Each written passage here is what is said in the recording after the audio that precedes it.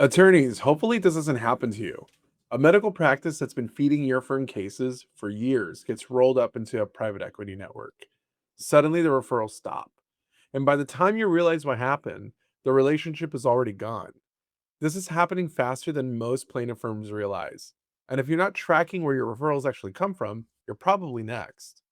Quick background on myself. My name is Hugo E. Gomez. I'm the founder of Abogados now. We've worked with over 500 law firms nationwide and driven more than $250 million in settlement fees. And we're a Google Premier partner, which puts us at the top 3% of agencies in the country. So let me get into it. We work with plaintiff firms daily, tracking their intake patterns closely. And here's a trend that we're seeing. Private equity firms are consolidating urgent care centers, orthopedic practices, pain management clinics, the exact places that send cases to PI firms.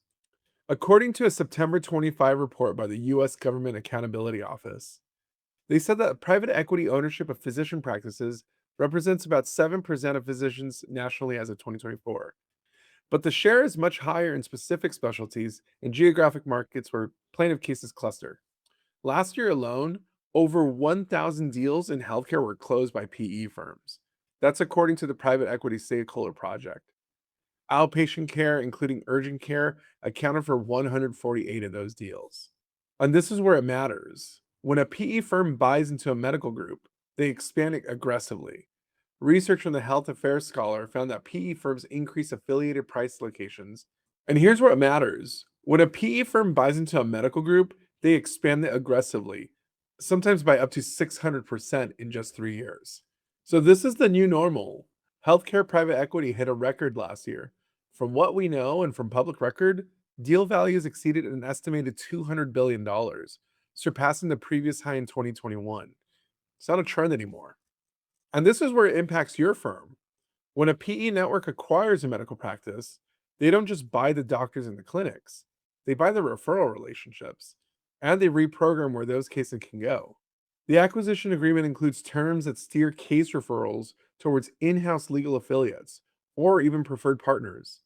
Suddenly, the cases that used to come to you are routed to a captive law firm or a network partner instead. We've seen this firsthand. We've seen law firms lose up to 40% of referral volume from that practice overnight, sometimes more if it was a major source. And this is the risk. Most plaintiff firm founders treat their medical provider relationships as personal relationships. They don't track where the referrals come from by provider entity or by corporate structure. A doctor they've known for 10 years gets acquired, but unless they're looking at intake data by provider and watching for consolidation, they don't notice a referral drop until months later, after their silence or after they feel there's something's wrong. And by then, the paperwork's already done. The firms that protect themselves do one super simple thing.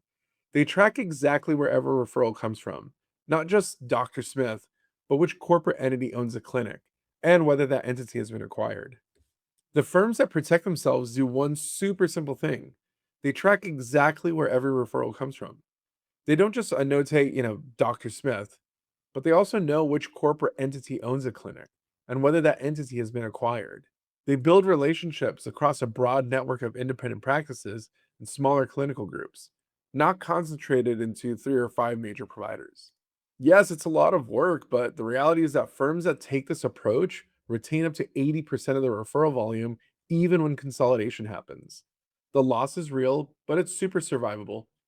Now, compare that to firms that are dependent on three to five major referral providers. When one of those gets acquired, the impact is catastrophic.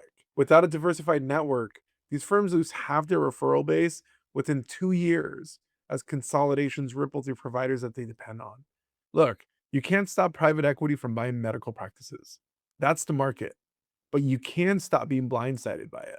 You can track your intake data by provider entity and watch for corporate changes. In fact, you can have an AI agent do this for you. You can also build relationships across a diversified network so you're not hostage to any one consolidation. Firms that audit their referral sources every quarter catch consolidations early, while there's still time to migrate relationships or just adjust your mix. That's the difference between managing a change and then getting flattened by it. So, like I said earlier, consolidation is just accelerating. The 148 urgent care deals that closed last year alone will ripple through firms' intake for the next 5, 7, 10 years. So here's the good news. None of this requires you to overhaul your entire business model. It's about being intentional with your intake data and building a broader network, things that you can do now. If you're not sure where your intake is actually coming from or whether your providers have been acquired, let's audit that together. We'll show you the gaps. Our information is in the call notes. Let's talk.